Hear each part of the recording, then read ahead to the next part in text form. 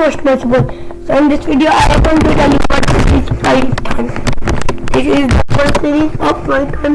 So we are going to know what is Python. Python is a programming language and it used to develop websites, and it is a system script, and it used to have a web application website, and we are going to do Python in Replit. We are going to open our Replit and we are going to know how can we do work in it. So this is the page. This is our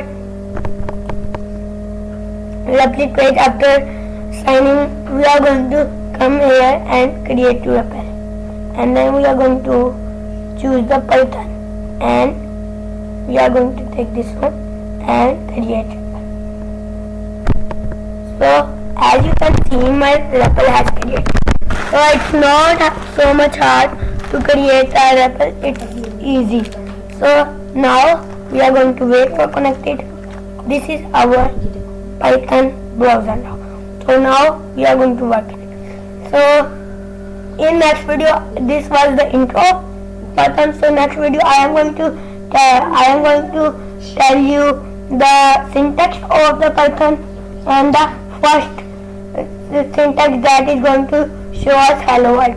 So thank you for watching. I am going to meet you next time. If you had a problem, so comment me below. Allah Hafiz.